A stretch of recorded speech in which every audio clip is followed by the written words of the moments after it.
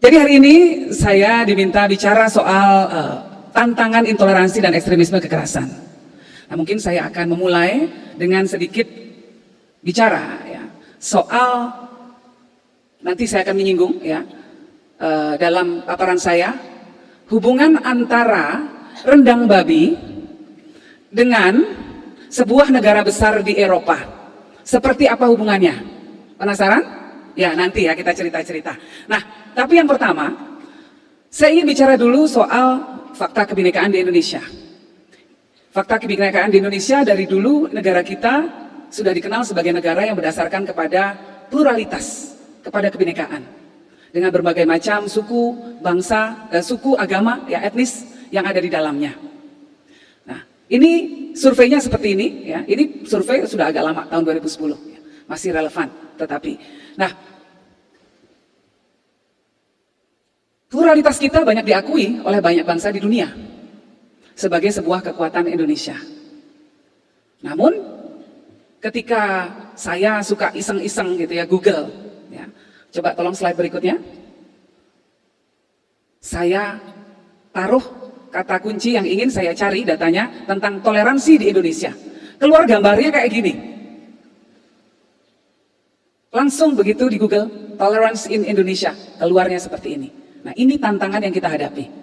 Ekspresi tadi yang dikatakan oleh Mbak Caca, ya, ekspresi, mungkin ekspresi singgungan antara ekspresi beragama dan ekspresi politik yang begitu kuat dan kemudian menjadi sebuah gerakan yang cukup banyak ada di masyarakat, sempat cukup agak masif. Nah, ini tantangan kita, walaupun dengan kebinekaan yang sebetulnya menjadi modal kita bersama. Next slide. Nah, begitu melihat gambar tadi tentu kita jadi miris. Sebetulnya apa sih yang seperti apa sih intoleransi di Indonesia? Ya, banyak orang bilang Indonesia jadi lebih radikal sekarang, terutama para pakar. Nah, untuk bisa mengerti soal intoleransi dan radikalisme, ini Pak Profesor di sini karena kebanyakan profesor, jadi saya harus hati-hati. Saya harus juga berdasarkan kaidah ilmiah. Nah, jadi definisi antara intoleransi dan radikalisme itu harus jelas dahulu, sehingga begitu kita bicara tantangan yang kita hadapi, ancaman yang kita hadapi, kita lebih jelas definisinya, sehingga kemudian nanti solusinya pun menjadi lebih jelas. Ya. Intoleransi adalah sikap dan tindakan yang bertujuan untuk menghambat atau menentang pemenuhan hak-hak kewarganegaraan yang dijamin oleh konstitusi, khususnya terhadap kelompok yang tidak disukai atas dasar identitas tertentu, seperti etnis, orientasi seksual, asal-usul kebangsaan, dan lain-lainnya. Dan intoleransi ini bisa terjadi terhadap orang yang berbeda agama maupun satu agama. Ya, jadi intoleransi bukan terjadi hanya kepada orang yang beda agamanya, tidak. Bisa itu juga terjadi antara orang yang agamanya sama, tetapi dia tidak suka terhadap orang tertentu dan kemudian tidak memberikan hak konstitusional dari orang yang tidak disukainya tersebut. Ada 3 hal yang dijadikan ukuran untuk mengukur intoleransi di sebuah negara, ya, atau sebuah komunitas. Yang pertama, apakah masyarakat membolehkan orang-orang yang tidak disukainya untuk menjadi tetangganya? Lalu apakah mereka boleh mengajar di sekolah negeri? Lalu apakah mereka boleh menjadi pejabat pemerintah di negeri tersebut atau di komunitasnya? Ini 3 indikator yang dipakai untuk mengukur intoleransi. Ya. Nah, oke, next slide. Nah, sementara radikalisme adalah partisipasi atau kesediaan berpartisipasi dalam peristiwa-peristiwa yang melibatkan kekerasan atas nama agama, etnis maupun politik. Ya, jadi radikalisme tidak saja berkaitan dengan agama yang seperti dikatakan Pak Rektor. Ya, dan radikalisme tidak berkaitan dengan satu agama tertentu seperti mungkin sering disalahpahami.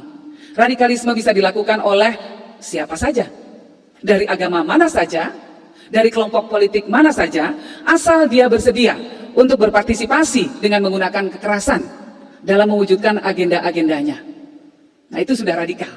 Nah, potensi radikalisme diukur melalui pengalaman pernah atau tidak pernah ikut serta dalam 6 indikator yang dipakai. Ya. Yang pertama, ikut merencanakan atau ikut melakukan razia tempat-tempat yang dianggap bertentangan dengan syariah agama. Ya, saya katakan agama. Kalau hal dalam ini adalah ini adalah hasil dari survei yang dilakukan oleh White Foundation bekerja sama dengan LSI beberapa tahun yang lalu, ya, dan diukur sebagai untuk mengukur attitude atau sikap dari kelompok mayoritas di Indonesia. Kebetulan kelompok mayoritas di Indonesia seperti tadi kita lihat adalah kelompok Muslim. Sehingga yang menjadi baseline atau dasar adalah pasti sikapnya kelompok Muslim di konteks Indonesia. Kalau ini dilakukan misalnya di India, maka mungkin ikut merencanakan atau ikut melakukan razia tempat-tempat yang dianggap bertentangan dengan syariah Hindu. Itu yang dipakai sebagai ukuran.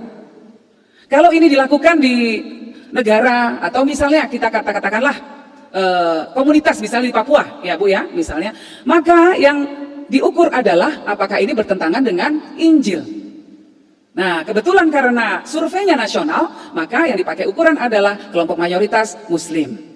Jadi survei ini tidak menyudutkan agama apapun, tetapi untuk mengukur sikap dari kelompok mayoritas di sebuah negara atau komunitas. Nah, lalu indikator berikutnya adalah apakah pernah ikut demonstrasi terhadap kelompok yang dinilai menodai atau mengancam kesucian agama.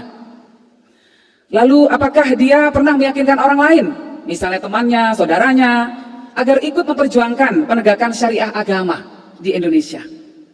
Apakah pernah menyumbang dalam bentuk materi, bisa uang, bisa barang, dan lain sebagainya, untuk organisasi atau kelompok yang dipandang sedang memperjuangkan ditegakkannya syariah agama. Berikutnya, apakah pernah terlibat langsung untuk melakukan penyerangan terhadap rumah ibadah pemeluk agama lain. Dan yang keenam, membantu kelompok agama tersebut memprotes pihak atau orang yang dianggap menista agamanya dan bisa mengarah pada bentrok fisik dengan aparat keamanan. Ini indikator yang dipakai untuk mengukur radikalisme di sebuah negara, ya, dan yang kita pakai juga untuk mengukur radikalisme di Indonesia. Oke, next slide. Ternyata begini hasilnya. Responden, ini good newsnya, ya. Good newsnya adalah responden yang tidak dikategorikan radikal, tidak bersedia radikal, itu 77,3%. Ini modalnya besar ini. Ya, modalnya besar sekali yang tidak bersedia radikal. Sementara yang bersedia radikal itu 7,8% dan yang pernah melakukan tindakan radikal 0,3%. Ya, jadi kalau persentase jumlahnya kecil. Namun tentu yang jadi problem buat kita adalah ketika angka persentase ini diproyeksikan terhadap jumlah pemilih atau jumlah masyarakat Indonesia dewasa. Kita ambilnya baseline-nya 164 juta warga. Maka kita mendapati yang bersedia melakukan tindakan radikal ada 12 juta orang dan yang pernah radikal 500.000. Cukup banyak. Nah, jadi yang pernah melakukan penyerangan, yang menyumbang untuk organisasi radikal cukup banyak. Tetapi yang tidak bersedia radikal jauh lebih banyak lagi. Nah, ini good newsnya. Oke, next slide. Lah, tadi radikalisme. Bagaimana intoleransi? Begitu intoleransi, nah ini angkanya agak bikin dakdikduk. Karena angkanya adalah sekitar 51% tahun 2016 survei, sementara di tahun berikutnya 57%. Nah, ini buat kita sudah menjadi alarm, ya, menjadi tanda bahaya. Karena mungkin di antara kita sudah banyak yang menunjukkan tanda-tanda intoleransi. Makanya saya juga mengapresiasi dilakukan oleh Pak Rektor untuk segera melakukan penyisiran. Ya, ketika di Tenggarai ada unsur-unsur yang berusaha masuk ke IPDN. Karena IPDN adalah tonggaknya Indonesia. Pemerintahnya ganti, presidennya dari Pak SBY ganti Pak Jokowi, nanti ke depan ganti lagi pasti. Tapi pamong prajanya tetap bapak-bapak sekalian, adik-adikku sekalian. Kedepannya nanti Andalah yang akan menjalankan negara kita.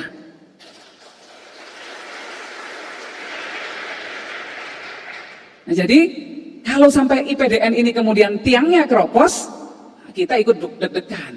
Karena berarti negara ini kemudian akan juga ikut keropos. Nah itu. Next slide. Nah, tadi saya bicara soal orang yang tidak disukai, tidak diberikan haknya. Untuk mengukur intoleransi, kita ukur dulu kelompok orang yang tidak disukai, lalu kemudian attitude masyarakat terhadap orang yang tidak disukai tersebut. Siapa saja mereka? Ternyata hasilnya, ya, kelompok yang tidak disukai, survei tahun 2016, hasilnya yang pertama adalah LGBT, yang kedua komunis, ketiga Yahudi, keempat Kristen, Syiah, Cina, Wahabi, Katolik, Buddha, Konghucu, dan seterusnya. Ini 10 teratasnya. Ada banyak yang lainnya, tapi karena terlalu kecil jumlahnya tidak kita masukkan dalam 10 teratas. Berikutnya yang menarik adalah yang pertama komunis, LGBT, Yahudi, Kristen, ateis, Syiah, Cina, Wahabi, Katolik, dan Buddha. Jadi kalau Pak Rektor kemudian mengatakan Wahabi nggak boleh masuk, sudah pas. Karena masuk dalam kelompok yang memang harus diwaspadai. Nah, Bapak Ibu sekalian yang saya hormati, data ini pun bagi kami juga data yang menarik. Kenapa? Karena kita melihat bahwa narasi-narasi yang berkembang selama ini di masyarakat, salah satunya adalah anti asing dan anti aseng. Tapi kita lihat bahwa anti aseng di sini, ya, kalau kita lihat ini sentimen terhadap kelompok Tionghoa di Indonesia, ini ternyata hanya 0,4%. Survei ini diambil yang pertama sebelum pemilihan Gubernur DKI yang melibatkan Pak Ahok sebagai salah satu partisipan, ya, sebagai salah satu calon. Waktu itu kami mengantisipasi, wah 2017 naik nih hasil surveinya nih, pasti yang menyatakan tidak menyukai kelompok Tionghoa di Indonesia pasti naik. Ternyata memang naik tapi kecil sekali, hanya 0,3%. Kalau dalam statistik itu angka yang tidak terlalu signifikan. Kami tadinya beranggapan bahwa naiknya bisa sampai mungkin nomor 1 atau nomor 2, tapi ternyata tidak. Dari 0,4 naiknya hanya 0,7. Kenapa? Kan itu pertanyaannya. Jawabannya adalah bahwa masyarakat kita itu sebetulnya cukup bijaksana. Mereka melihat bahwa walaupun dalam retorika politik kemarin menyudutkan Pak Ahok dan menyudutkan dan banyak dibangun narasi-narasi yang anti aseng gitu ya tepatnya, tetapi dalam kehidupan sehari-hari masyarakat kita berinteraksi dengan sesama warga Indonesia yang keturunan Tionghoa. Ada encik yang jualan, yang punya toko depan di kompleks kita, ada kawan kita, ada yang jualan HP di mana, bahkan ada para pejabat publik, ya. Selalu ada Pak Tom Lembong, pernah ada Bu Mari Pangestu, Pak Kwik Kian-gi yang sangat nasionalis. Masyarakat melihat gambaran ini semua, jadi lebih utuh menilai. Akhirnya yang terjadi adalah termitigasi. Narasi-narasi kebencian termitigasi dengan interaksi yang baik yang dilakukan oleh kelompok etnis Tionghoa di Indonesia, ya, dalam kehidupan masyarakat sehari-hari, sehingga akhirnya yang terjadi adalah ketidaksukaannya ternyata kecil sekali.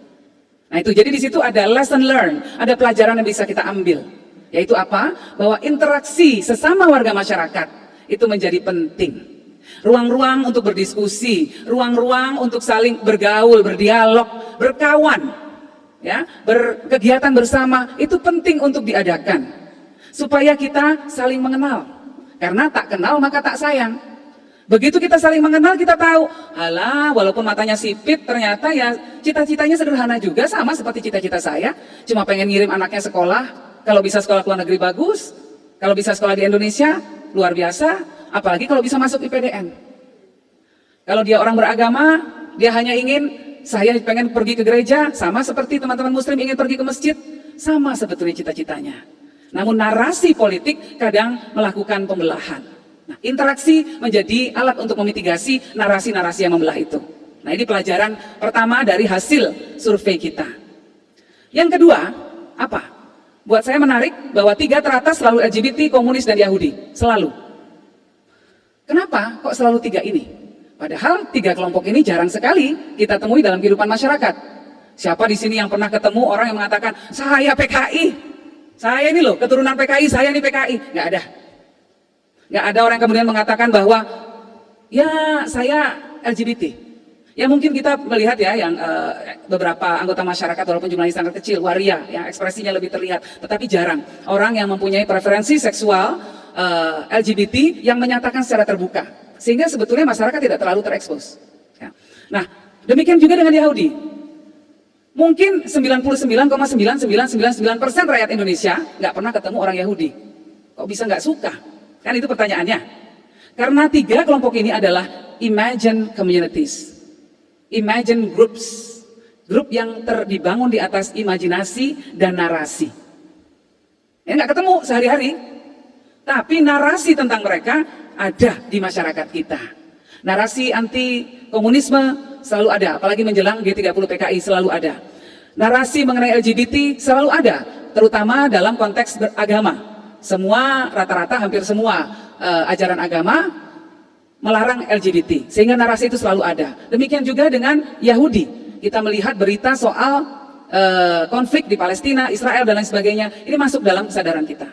Ya, waktu survei pertama Pak Hadi, kenapa LGBT nomor 1? Karena waktu itu ada kasusnya Saiful Jamil, ya, ketangkep, itu kira-kira kegrepek. Nah, itu langsung masuk dalam kesadaran masyarakat. Hasilnya keluar surveinya itu. Sementara survei berikutnya itu bulan Oktober. Nah, biasanya September sudah mulai narasi tentang bahaya laten PKI, hati-hati dengan bahaya laten PKI dan lain sebagainya. Jadi itu masuk. Artinya apa? Dalam hal ini, narasi yang berkembang di masyarakat menjadi penting untuk kita perhatikan. Karena dia punya dampak besar. Nah, kita pernah menyaksikan waktu zaman Pilpres, narasi yang dibangun luar biasa sekali menyudutkan semua calon. Hampir semua dalam perhelatan-perhelatan politik, narasinya luar biasa. Pak Jokowi dibilang antek PKI, sampai sekarang masih ada yang percaya. Ini contohnya, ya. Nah, narasi itu harus diberikan counter. Jadi kontra narasinya harus ada. Tidak boleh dibiarkan bergerak liar masuk kemana-mana. Nah, ini jadi penting sekali, ya. Nah, narasi yang harus kita sikapi itu adalah narasi apa sih? Narasi yang sifatnya emosional. Apa itu narasi yang sifatnya emosional? Narasi yang emosional tidak rasional itu ada dua, Pak, Bu. Apa itu? Narasi agama dan politik. Kalau sudah soal agama dan politik, orang nggak rasional lagi. Nggak penting keberhasilan pemerintah misalnya banyak macam-macam di Kemendagri misalnya, wah layanannya sekarang luar biasa, misalnya melayani masyarakat, Dukcapil dan lain sebagainya, bagus sekali. Nggak dilihat itu data-data itu. Kalau sudah nggak senang ya nggak senang aja, emosional. Itu bahasa politik. Bahasa agama juga sama, apalagi bahasa agama. Kalau orang sudah kena stempel dia menista agama, sudah selesai. Nah, dan itu dipergunakan dengan sangat canggih oleh kelompok-kelompok yang ingin melakukan provokasi di negara kita. Jadi hati-hati adik-adikku sekalian. Kalau kalian mendengar orang mengatakan, oh orang itu menista agama, orang itu anti agama, orang itu begini-begini segala macam, langsung taruh filter dulu, dicerna dulu, cari data pembanding dulu. Bener nggak sih? Gimana sih duduk perkara sebenarnya? Apakah benar yang terjadi seperti itu yang dikatakan? Biasanya ini cuma labeling. Ini cuma cara untuk menyudutkan, dan agendanya adalah agenda politik, provokasi politik. Ya, jadi hati-hati kalau sudah ada kita berhadapan dengan narasi-narasi semacam itu. Ya, jangan ikut-ikutan terkena atau terhasut oleh provokasi-provokasi semacam itu. Oke, next slide. Nah, sekarang kita masuk ya ke ekstremisme.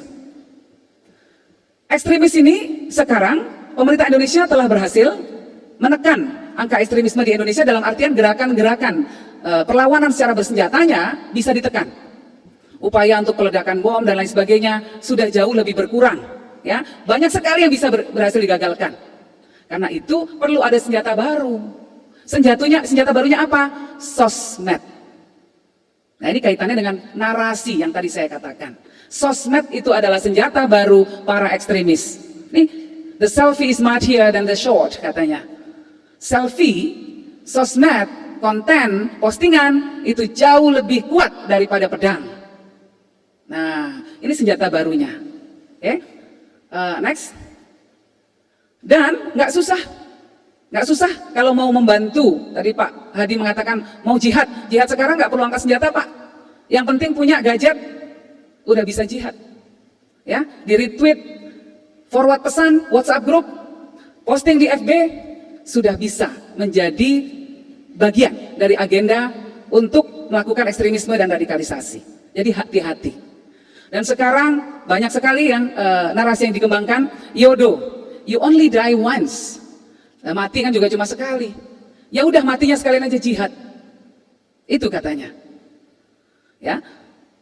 Orang-orang ini mengerdilkan arti jihad, memaknainya dengan sangat sempit yang diartikan sebagai qital atau pembunuhan, peperangan. Padahal jihad yang sesungguhnya adalah melawan angkara murka dalam diri kita sendiri. Itu adalah jihadul akbar, ya, jihad yang jauh lebih besar. Nah, ini yang terjadi sekarang, ya. Ini semua ini dari ininya ISIS, Bapak Ibu sekalian, ya. Ini yang dilakukan oleh ISIS. Oke, terus next. Nah, kelompok radikal juga menawarkan hal yang baru. Apa yang ditawarkan? Heroisme dan sense of adventure, petualangan, ya. Katanya misalnya mau merekrut teman-temannya. Ini ada satu kejadian betul. Ada anak yang berangkat ke Syria untuk ikut ISIS dengan diiming-iming oleh anak lainnya yang mengatakan dia sudah di sana dan kemudian mengatakan gini, ngapain lu, kamu ngapain di sana di rumah di Indonesia? Di sana cuma main video game. Kalau di sini beneran megang AK-47, beneran megang M16, di sini keren. Siapa yang nggak mau pegang senjata beneran? Pasti adrenalinnya terpacu. Itu yang mereka tawarkan. Tetapi ternyata begitu sampai sana, antara janji dengan realita sangat jauh. Dan sekarang banyak anak-anak muda yang keburu kebawa ke sana, masa depannya langsung kelabu. Sudah ditangkap tentara Irak, dipulangkan ke negaranya ada yang nggak mau nerima, jadi luntang-lantung, tinggal di kem-kem pengungsian, nggak punya masa depan, nggak punya uang, nggak bisa belajar, nggak bisa sekolah lagi, nggak punya kehidupan. Hanya gara-gara dia terpicu oleh janji-janji yang begitu manis, gitu ya. Oke, next slide. Dan bukan cuma anak laki-laki yang jadi target, anak perempuan pun jadi target. Ini adalah foto terakhir dari 3 orang gadis dari Inggris yang pergi ke Syria. 3 gadis ini adalah anak-anak yang paling pintar di sekolahnya. Tapi mereka termakan rayuan dari propaganda yang dijalankan oleh kelompok ekstrim, akhirnya ikut pergi ke sana. Ya sekarang yang 2 meninggal, 1 yaitu tadi luntang-lantung. Ibunya di negara Inggris berjuang agar anaknya bisa dikembalikan ke negerinya. Nggak bisa, pemerintahnya bilang nggak mau. Dia sudah paspornya udah dia bakar, semua dia robek. Dia sudah tidak, bukan bagian dari kita lagi. Dia di sana menikah dengan orang-orang ISIS, hamil, anaknya meninggal, nasibnya kasihan. Hidup sendiri terlunta-lunta. Ini contohnya. Jadi adik-adikku, anak-anak perempuan, jangan pikir bahwa kalian ini aman, tidak dijadikan target, kalian juga jadi target. Kita lihat bom di upaya bom di Makassar maupun di Mabes Polri, pelakunya ada yang perempuan. Di Surabaya juga malah ibu-ibu. Ya, jadi ini menjadi keprihatinan kita semua. Oke, next slide. Mungkin agak cepat aja. Oke, nah lalu apa hubungannya antara intoleransi dan radikalisme? Karena tidak semua orang yang intoleran misalnya kemudian akan jadi teroris, tidak, memang tidak. Ya, kita juga harus hati-hati. Nggak semua orang kemudian harus ditangkap, tidak semua orang kemudian harus dimasukkan penjara, tidak. Jangan juga begitu. Karena kalau itu yang terjadi maka akan terjadi konflik terbuka di masyarakat. Namun yang harus diwaspadai adalah bahwa orang yang dulunya ekstrim awalnya radikal dulu. Dan sebelum jadi radikal biasanya intoleran dulu. Nah, jadi intoleransi ini adalah pintu gerbang. Pintu gerbang menuju radikalisme dan akhirnya ekstremisme. Ya, jadi harus diwaspadai, tapi tidak perlu kemudian menjadi momok yang terlalu berlebihan dan disikapi dengan berlebihan juga. Itu yang paling penting. Oke, ini udah lewat, langsung aja. Ini juga seperti ini. Nah, oke. Ini saya rasa teman-teman juga mungkin pernah melihat ya di sosmed ada hal seperti ini ya. Sudah sedemikian dalam ya. Ekspresi yang mereka tunjukkan ya, sedemikian parah sampai seperti ini. Oke, next slide. Nah, dari tadi kan ngomongin cuma konteksnya Indonesia saja. Sebetulnya dunia ini kayak gimana? Ya. Dan ini yang mau saya kaitkan. Tadi saya cerita soal hubungan dengan rendang babi. Ya, antara rendang babi dengan satu negara besar di Eropa. Ini hubungannya. Ya. Mungkin ketika kita bicara intoleransi ada yang mengatakan, aduh sekarang kok yang masuk ke DM saya ya beberapa, aduh sekarang makanan pun punya agama. Ya, makanan pun punya agama. Tidak cukup hanya diberikan label haram, tetapi bahwa cara memasak makanan pun jadi masalah. Jenis makanannya pun jadi masalah. Nah, ya kemarin sempat rame, kita semua tahu, mulai rendang babi sampai nasi uduk apa itu ya, babi ya. Nah, apakah ini hanya fenomena di Indonesia? Ternyata tidak. Ya, fenomena ini juga terjadi di luar negeri. Ya, fenomena intoleransi ternyata juga terjadi di banyak negara. Ini adalah kandidat calon presiden Prancis, alhamdulillah kalah kemarin, ya, Marine Le Pen, yang dalam kampanyenya mengatakan bahwa kalau ada warga Prancis makan makanan halal, maka dia tidak patriotis. Bingung nggak Bapak, Ibu-ibu sekalian? Hubungannya antara makanan halal dan patriotisme. Bingung nggak? Nah, jadi itu narasi yang berkembang di sana. Ya, kenapa itu terjadi? Karena negara Prancis adalah negara yang ideologinya sekuler. Negara Prancis ideologinya namanya laicite atau sekularisme, di mana ada pemisahan antara agama dan negara. Di sana orang nggak bisa pakai ekspresi beragama kalau dia berada di ruang publik atau menjadi abdi negara. Misalnya di sana ada IPDN-nya, ya ada IPDN-nya. Kebetulan beberapa muridnya ada yang muslimah, boleh nggak pakai penutup kepala seperti kita, seperti saya dan beberapa adik di sini? Nggak boleh. Masuk, copot. Keluar dari situ silakan mau pakai lagi, begitu masuk copot. Kebetulan rektornya Kristen yang taat, Katolik yang taat, dia mau pakai salib, boleh nggak? Masuk ruangan copot, nggak boleh dipakai. Nah, di sana juga ada orang Sikh. Orang Sikh itu orang yang kayak orang India, dia suka pakai ubul-ubul di kepalanya, ya. Dan orang Sikh itu memakai ubul-ubul karena dia punya kepercayaan rambut tidak boleh dipotong sama sekali, sehingga harus ditaruh di selendangnya itu jadi ubul-ubul. Misalnya mau jadi polisi, gimana? Ya nggak boleh. Nah, di negara Prancis ini. Yang lebih parah adalah anak-anak sekolah kemudian menjadi korban. Salah satunya anak Yahudi. Di sana ulangannya, ujian kelasnya itu setiap hari Sabtu. Bagi orang Yahudi, hari Sabtu adalah hari Sabat. Hari suci mereka. Kalau buat orang Hindu, hari nyepinya lah. Tapi ini tiap Sabtu. Hari Sabat itu nggak boleh nyalakan listrik, nggak boleh peralatan elektronik, nggak boleh jalan-jalan, nggak boleh melakukan kegiatan apapun, hanya berdoa. Lah kalau hari Sabtu anak-anaknya kemudian harus ujian, ya orang tuanya pasti bangun pagi, nyalain lampu, bikin kopi, nyalain kompor dulu, habis itu kemudian nyalain mobil karena harus ngantar anaknya ke sekolah, harus jalan dan lain sebagainya. Banyak yang sudah dilanggar. Nah, akhirnya asosiasi orang tua murid Yahudi protes ke sekolah. Boleh nggak sih kalau anak-anak Yahudi ini ulangannya hari atau ujiannya hari Selasa aja, boleh nggak sih? Gitu. Apa kata sekolah? Tidak bisa. Tidak bisa. Waktunya 5 menit lagi Mbak Yeni. Oh baik, saya lanjutkan sebentar lagi ya. Tidak bisa karena ini bertentangan dengan konstitusi negara yang memisahkan antara agama dan negara. Sampai ekstrim seperti itu. Nah ketika saya diundang ke sana, ya, saya katakan kepada mereka, oh, kalau di negara kami berbeda. Di negara kami justru pemerintah memfasilitasi umat beragama. Di sini pemerintah bantu bangun masjid. Di Papua pemerintah bantu bangun gereja. Di Bali pemerintah bantu bangun pura biasa saja. Di sini mau pakai jilbab nggak apa-apa. Asal jangan dipaksa. Kalau kemauan sendiri boleh, dipaksa itu yang tidak boleh. Ya. Di sini pemerintah hadir perayaan agama-agama. Agama apapun pemerintah datang, ada wakil pemerintah yang selalu datang. Dan di sini ketika hari raya agama, maka seluruh negara libur apapun agamanya. Hari raya Idul Fitri yang Kristen libur, hari raya Nyepi yang Islam juga ikut libur, Waisak yang Hindu juga ikut libur. Nah, mereka bilang, oh luar biasa sekali Indonesia ya, kok bisa begitu ya?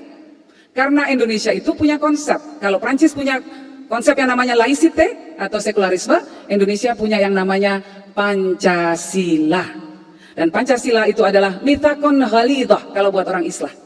Orang Islam menyebutnya mitsaqun ghalidhah, ikatan suci yang menyatukan seluruh warga negara Indonesia dalam satu bingkai kesatuan berdasarkan Pancasila. Nah, jadi kita sebagai warga masyarakat, sebagai warga Negara Kesatuan Republik Indonesia, jangan pernah kufur nikmat. Jangan pernah mengingkari nikmat kita. Kita punya nikmat yang namanya Pancasila. Di sini mau apapun boleh, difasilitasi. Di negara lain susah. Nah mungkin itu saya tutup dulu paparan saya. Nanti kita lanjutkan dengan tanya jawab. Terima kasih. Assalamualaikum warahmatullahi wabarakatuh. Luar biasa, tepuk tangan yang meriah untuk Mbak Yeni Wahid.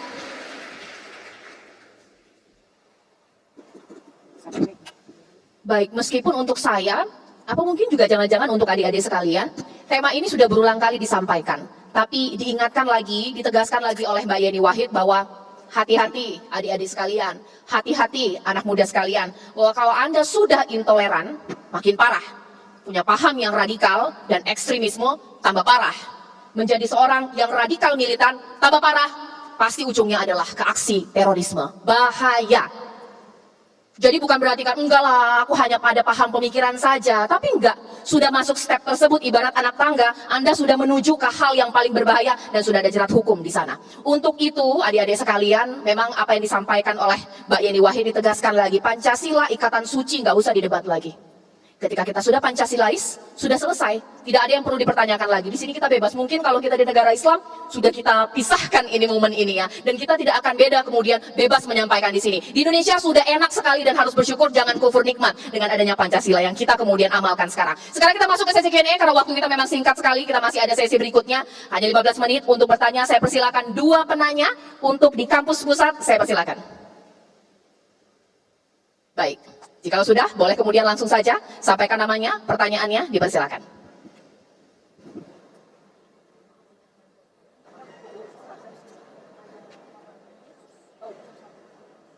Tes.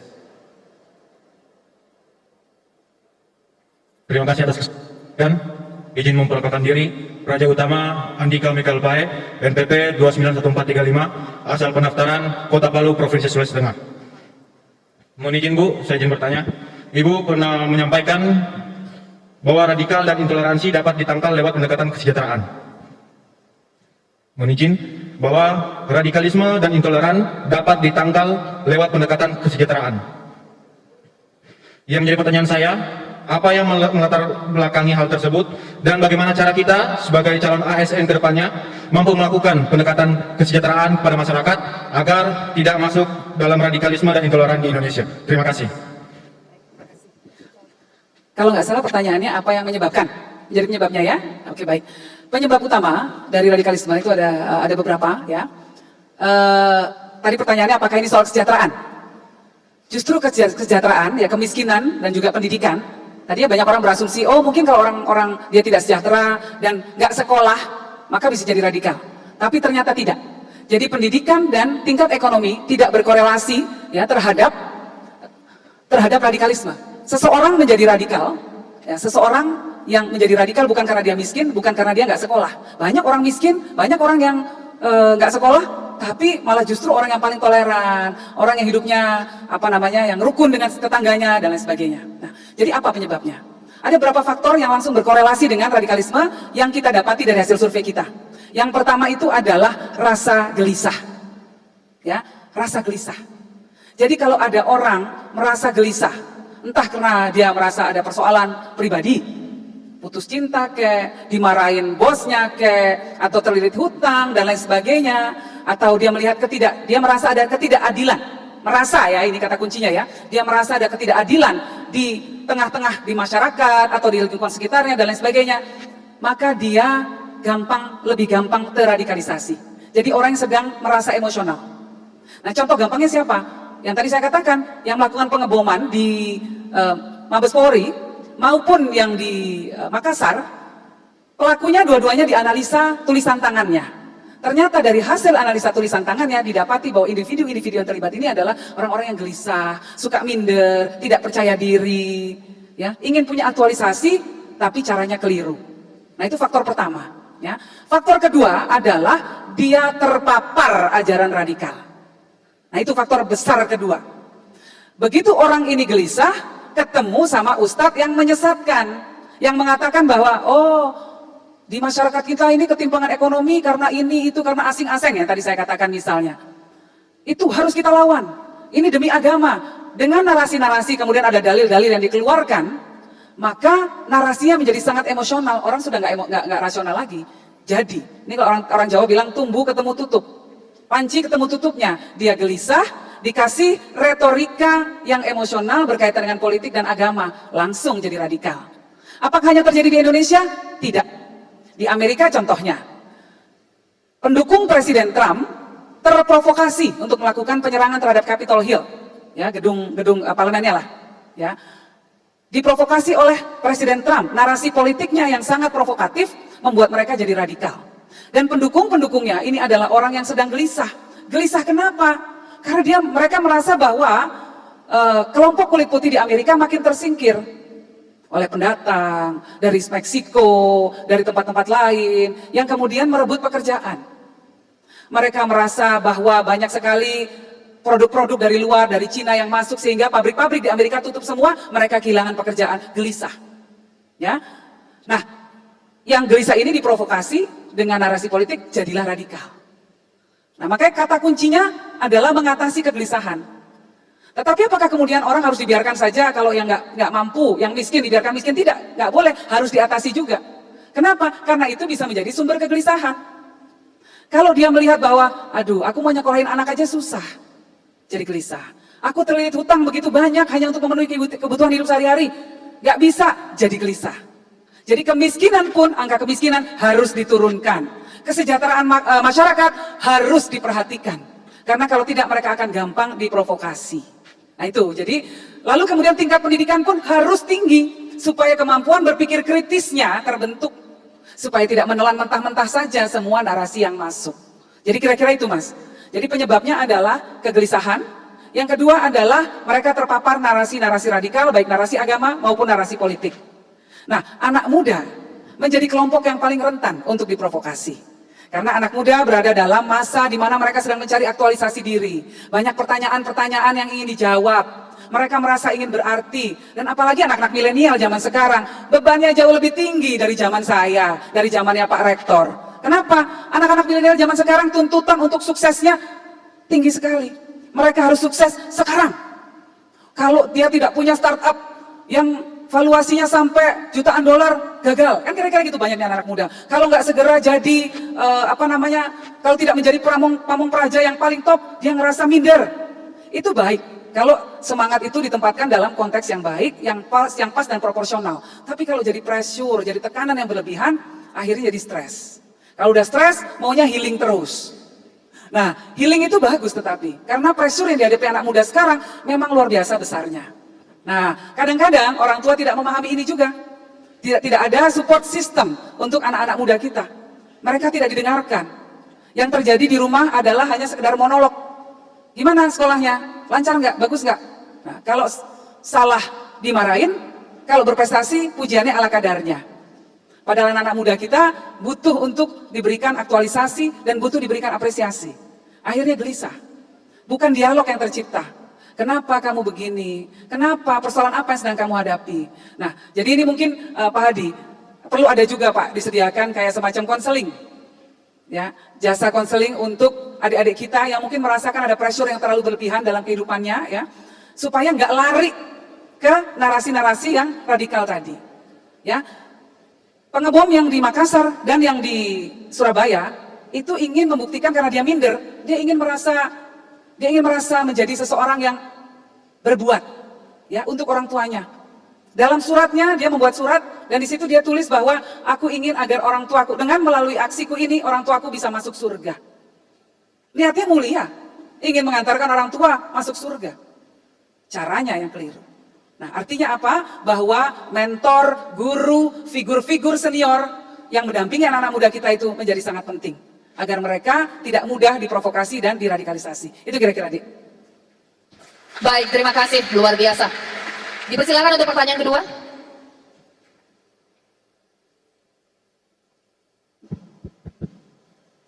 Assalamualaikum warahmatullahi wabarakatuh.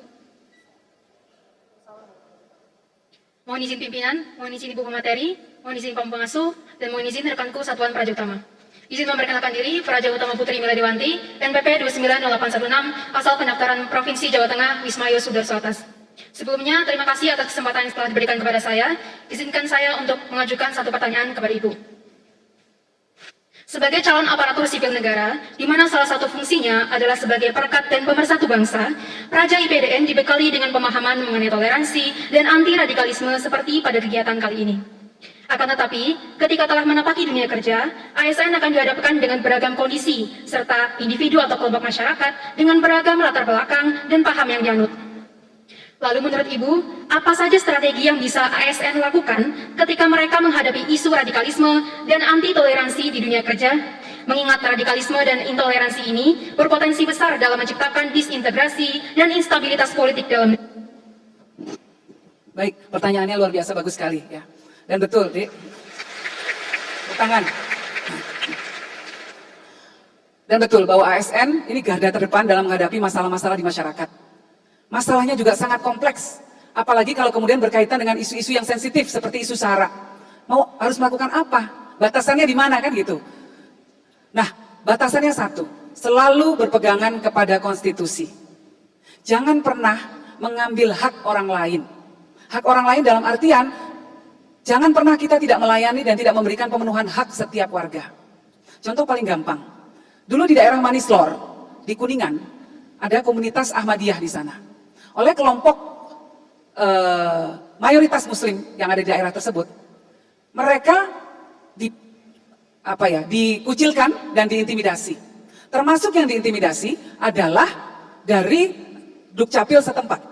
Karena Dukcapil setempat dipresur, ditekan agar tidak memberikan KTP. Karena kelompok Ahmadiyah ingin mengisi kolom agamanya dengan diisi Islam. Ya. Tetapi kelompok penekan mengatakan mereka bukan Islam. Apa yang terjadi? Sampai bertahun-tahun nggak dapat KTP. Karena apa? Ya bingung, pamong prajanya bingung. ASN-nya bingung, ini mesti bagaimana. Nah tapi bayangkan kalau orang nggak punya KTP di negara kita. Nggak punya KTP nggak bisa buka rekening bank. Nggak punya KTP nggak bisa sekolah lebih lanjut. Nggak punya KTP nggak bisa nikah. Kalaupun nikah nggak bisa punya buku nikah. Anaknya nggak punya akte dan lain sebagainya. Turunannya banyak sekali. Ketika terjadi diskriminasi terhadap satu kelompok, ketika haknya tidak dipenuhi, maka kemudian yang terjadi adalah ya terjadi diskriminasi luar biasa. Nah ini contohnya, karena ketika itu ada kebimbangan di kalangan ASN di sana. Baru setelah kemudian pemerintah dari pusat turun tangan, masalahnya bisa terselesaikan. Dan sekarang mereka punya KTP semua. Ini hanya untuk menunjukkan bahwa kompleksitas masalah yang seperti itu. Ya, takut nanti di demo.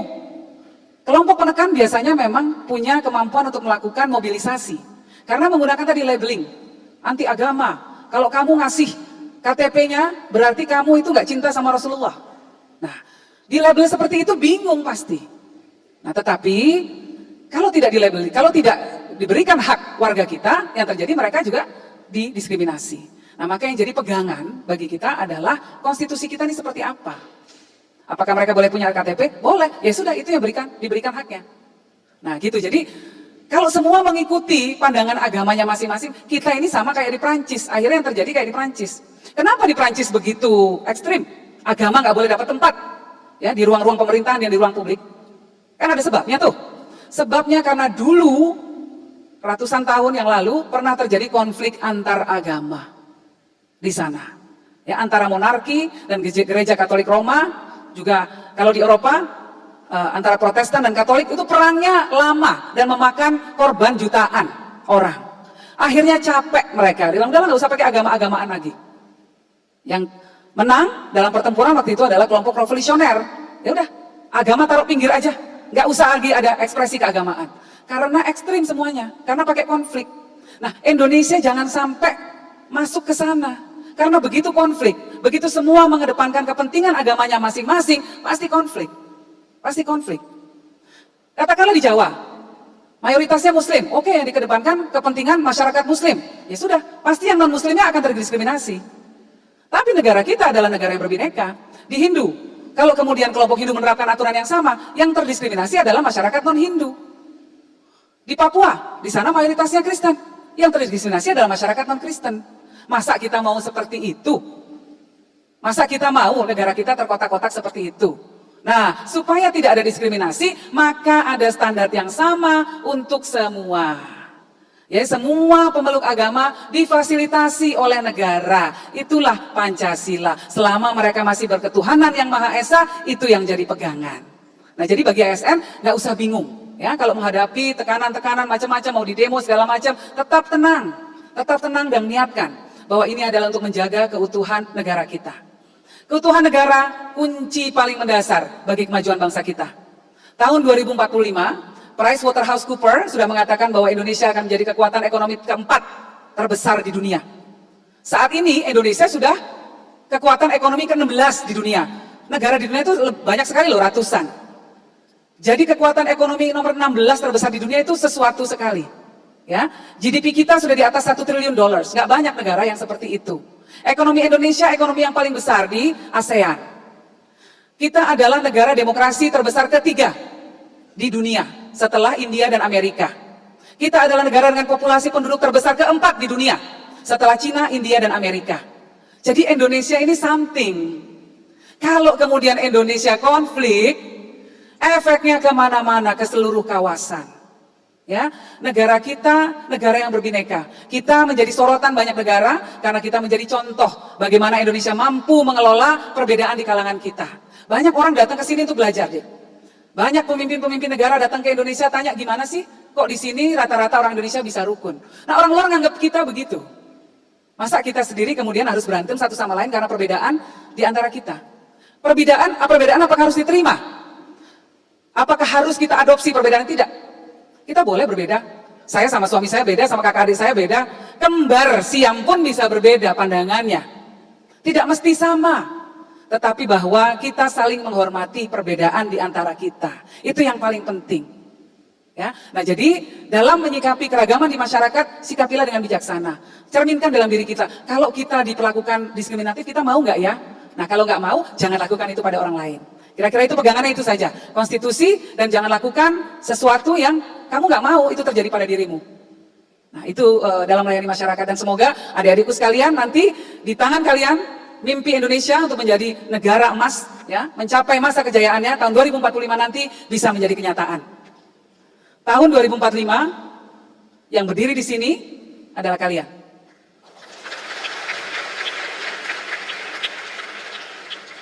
Tahun 2045 yang jadi rektor, wakil rektor, dan lain sebagainya adalah kalian. Tahun 2045 yang jadi gubernur, bupati, gubernur, menteri, dan presiden adalah kalian.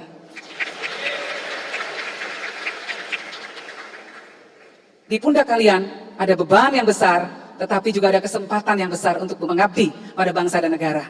Saya berharap kalian diberikan kekuatan dan kejernihan pikiran untuk terus mengutamakan kesatuan negara kita dan bisa mengayomi masyarakat secara baik, melayani mereka dengan baik, agar mimpi Indonesia menjadi negara maju dunia bisa menjadi kenyataan. Ya, semangat! Luar biasa. Mungkin singkat saja Mbak pertanyaan dari saya Mbak Yeni, karena ini kan era sosial media ini begitu, mereka ada di dalam sana. Misalnya punya ulama yang favorit, follow, ikuti, dengari ceramahnya. Tapi ternyata ulama tersebut memang sudah diindikasi mengarah ke arah itu. Anak-anak muda ini mesti apa? Apakah mereka merasa bahwa nggak apa-apa, cuma lihat, cuma dengar, cuma follow, ataupun dari situ mereka juga harap-harap cemas? Mungkin singkat saja. Kalau soal agama, ya, kita ini bersyukur, ya. Kalau saya bicara konteks Islam, dalam konteks Islam itu banyak mazhab, banyak cara pandang, banyak cara pikir dari zaman dulu sampai sekarang, dari zaman Rasulullah SAW sampai sekarang, kita dibiasakan untuk terekspos dengan banyak sekali pikiran. Dan semua dihormati, ya. Para imam yang 4 itu beda-beda, ya. Imam Syafi'i sama Imam Hanafi misalnya beda pikirannya dalam banyak hal. Apakah mereka kemudian saling mengkafirkan? Tidak, saling menghormati. Nah, demikian juga kalau kemudian ada penceramah, baik Muslim, Kristen, Hindu, karena Mbak Buddha ini nggak cuma Muslim loh. Di Myanmar, majalah Times Magazine itu pernah menampilkan wajahnya seorang Buddha radikal. Ya, Buddha radikal, seorang biksu Buddha, bayangkan. Kita kan berpikir kalau biksu biasanya sangat cinta damai. Ini radikal. Karena melakukan tindakan yang membakar orang non-Buddha di sana. Nah, di India, kelompok Hindu radikal juga sama, melakukan penyerangan dan lain sebagainya. Bahkan baru-baru ini ada dari kelompok partai yang berkuasa di India melakukan penghinaan terhadap Nabi Muhammad SAW. Jadi jangan dipikir bahwa hanya di kalangan Islam saja radikalisme terjadi. Ini bukan agamanya, bukan ajaran agamanya, orangnya. Nah, jadi hati-hati kalau ngikutin orang. Ya, jangan ikutin penceramah yang radikal. Cari yang sejuk. Agama itu mengajarkan kepada kebaikan, ajaran agama, hampir semua agama mengajak kita untuk selalu ingat kepada Tuhan. Nah, kalau kemudian kita justru menyakiti sesama makhluk Tuhan, itu berarti menjauh dari ajaran Tuhan. Apakah boleh kita yakin pada akidah kita? Harus. Kita wajib berpegang teguh pada akidah kita. Tapi jangan pernah merasa sombong dan merasa bahwa akidah kita yang paling benar dan kemudian mengkafir-kafirkan orang lain. Itu yang paling penting. Jadi kalau ada penceramah mengatakan ini kafir, ini haram, gampang sekali ngomong haram, gampang sekali ngomong kafir, apa yang kita lakukan? Cari penceramah lain untuk studi banding. Ya, bandingkan dengan penceramah lainnya. Kalau masih ada yang lebih sejuk, ikut itu. Kalau bagi saya Mbak, Islam itu mudah. Islam itu mudah. Dan dalam Islam tidak ada paksaan, la ikraha fiddin, tidak ada paksaan dalam agama. Itu yang paling utama. Gitu. Luar biasa, mudah-mudahan adik-adik semua dengar ya. Mengingat Mbak Yeni ini sudah malang melintang dalam dakwah, anak seorang Gus Dur, pengetahuan beliau tentang akidah Islamiyah nggak usah dipertanyakan lagi. Sampai beliau mengatakan bahwa Pancasila merupakan ikatan suci, kita sudah tidak perlu memperdebatkan lagi. Saya rasa menjadi penutup hari ini bahwa seperti disampaikan oleh Pak Rektor ketika sudah menjadi seorang praja IPDN, ketika belajar, setelah lulus, sepakat bahwa Anda sudah berkomitmen pada NKRI, berjiwa Pancasila, tak perlu diperdebatkan dengan urusan akidah, urusan Anda dengan Allah Subhanahu wa Ta'ala. Wajib Anda pegang teguh, tapi kita tetap NKRI dan Pancasila. Saya Caca Anissa menutup. Wassalamualaikum warahmatullahi wabarakatuh.